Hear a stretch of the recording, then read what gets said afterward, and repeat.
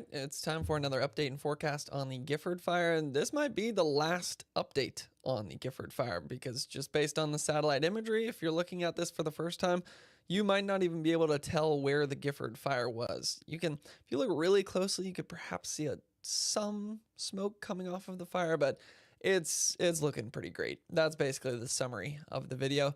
With that being said, we are still going to go into where some of the growth was recently and then also look at the weather forecast. There is the chance for some stronger winds tonight, but we'll talk about whether that's something we need to be concerned about. First thing we always do though, where is this fire? So Bay Area, Los Angeles, and then if we zoom down to San Luis Obispo, ooh, map got a little crazy right there. It's about 17 miles to the east of San Luis Obispo is where this fire has been the most active recently on this northwestern side, just south of Pozo. But long story short, they did amazing work to keep this fire out of some of these communities like Pozo or High Mountain Ridge or High Mountain Road, where we had pretty decent amount of structures. And the fire was burning in triple-digit heat, relative humidity, about as dry as you're ever going to see it. And what they did was they fought fire with fire. They purposely put fire on the ground, cleared out the fuels. So then by the time the actual fire got there, the fuels were already cleared out, and it basically was like what they call it, a catcher's mitt. Caught the fire, and then after that, since the fire had nowhere else to move, it seems like it has decreased in activity significantly. So we'll just... Actually, before I say any more good news, I should also point out the disclaimer. There are still a large number of evacuation orders and warnings in place. So just stay updated on those and always try to follow those. There could still be some work that they're doing in communities. They want as many of their people working on mopping things up, taking any areas that might be smoldering and getting those done. But if people start moving back in before they're ready, it might just take some of those resources away from the work they're still trying to do. And I mean, you don't want to be that person. So that's worth pointing out. But acreage, 132,000. Haven't seen that move much recently. Although when you look at the fire progression map, you can see there was apparently some growth yesterday. It's that bright orange color you see on the very northwestern side of the map. Some of that might just be due to their firing operations, though. So putting good fire on the ground to clear out those fuels to basically rob the fire of its energy source. And then as you go back in time through the yellow, that was around August 9th and 8th, and then all the way to where this fire started around August 1st and 2nd with that blue.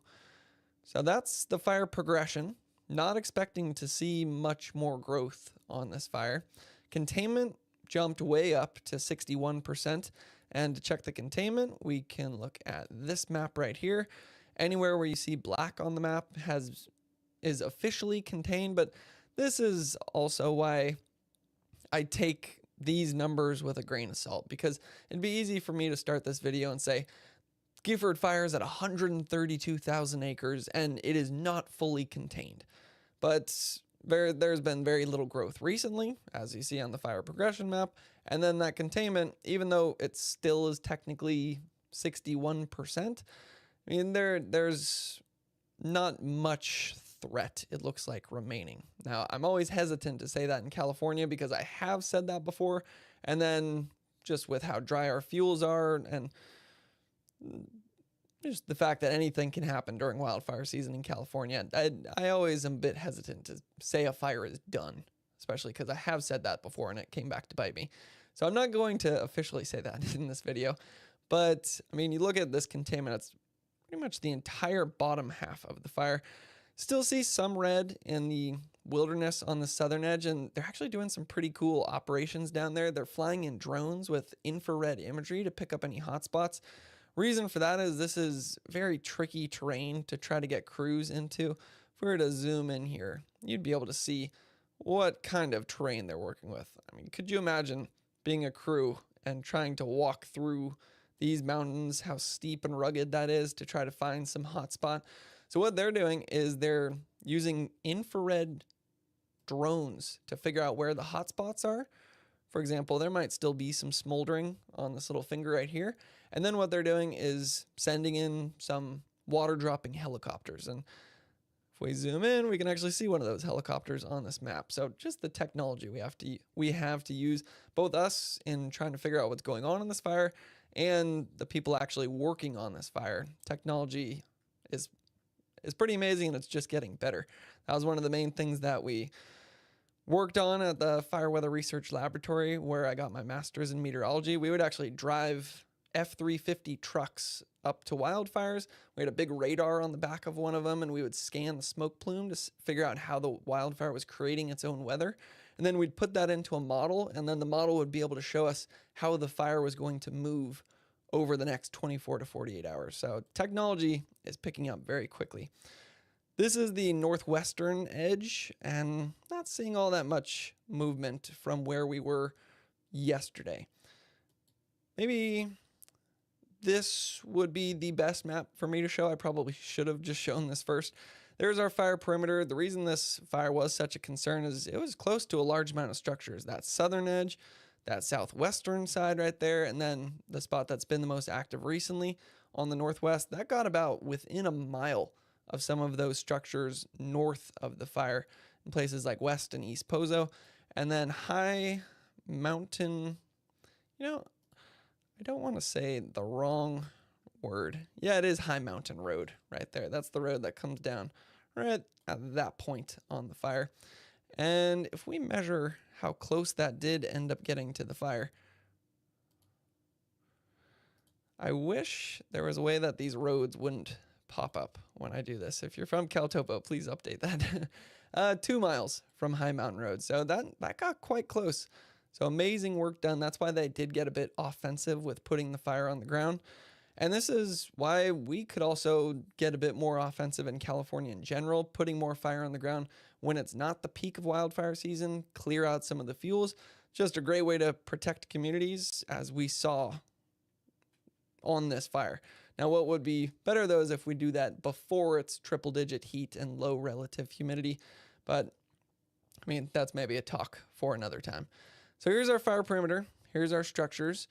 What we always do is look at the MODIS and VIIRS, and I clicked it on, but you might have noticed it doesn't really seem like anything changed because there has been very little heat detected in the last 24 hours. So these stars, yellow represents heat 24 to 36 hours old, orange 12 to 24, red is less than 12. You're barely seeing any stars on this map whatsoever. Maybe a few of those yellow to orange in that area, which would be heat more than 12 hours old. But from the satellites, it's not picking up any heat within the last 12 hours. Now, this is the one that always overestimates how much heat is on the fire. Still maybe showing a little bit on that northwestern side, but notice it's inside the fire perimeter, perhaps just some smoldering and some smoke coming off.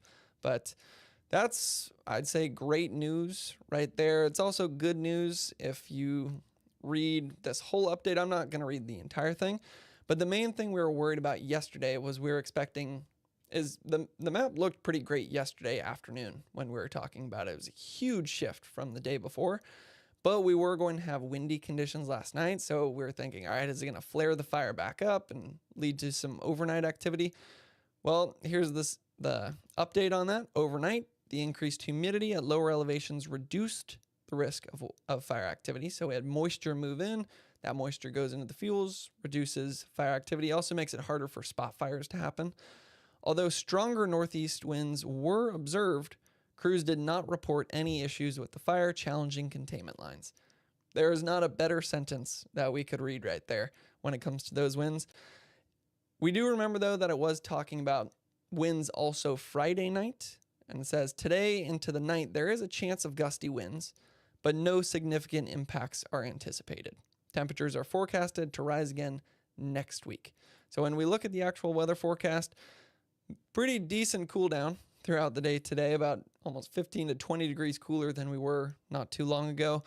Were some winds this afternoon, but I mean, based on the fact that we barely see any heat on this fire, doesn't seem like it was enough to kick things back up again. Saturday, not warming up all that much. Sunday, still in the low to mid 80s. So as they said, below average temperatures for this time of the year. And even Monday, while it warms up, it's not heating up as much as we were just a few days ago when we were in the mid 90s to triple digits. So it looks like they're going to have a few days to just get crews in there, mop up this fire, and make sure it does not flare back up again. But at this point, I would kind of be surprised if it did. So here's our synopsis on the weather. The weather will continue to cool, falling below normal temperatures for the weekend. Periods of gusty winds, mainly on Friday into the night, may bring elevated fire weather conditions. So I'm not officially going to say the Gifford fire is over and we don't have to worry about it, because anytime there's winds in California and you have dry fuels, anything is possible. But unless those winds flare something back up, this will be my final update on the Gifford fire, because it pretty much looks like it's tied up at this point. And the reason for that is the incredible work that all the crews did on this. We had around 5,000 personnel, 30 helicopters, 372 engines, 154 dozers. And obviously you never want to see any structures destroyed. It's not just a structure destroyed, but that those are lives impacted.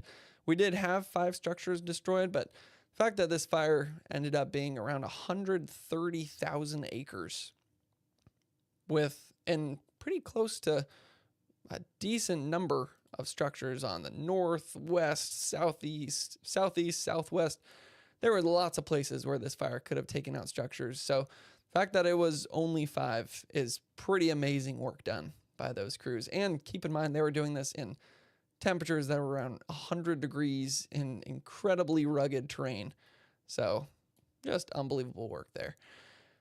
So just kind of maybe tying things up at the end here, Gifford fire did end up being the #1 largest wildfire that we have seen this year. #2 was the Madre fire, which is interestingly right next to the Gifford fire. So tells that this is a pretty dry area at this moment. Going to keep my eye on this spot for the rest of fire season. Something also to think about is that there's also benefits brought by these fires. Now, these are entire areas where the fuels have been cleared out, and the communities around these spots are now going to be safer because of the Madre fire and the Gifford fire. And a lot of times our ecosystems in California have adapted in response to wildfire.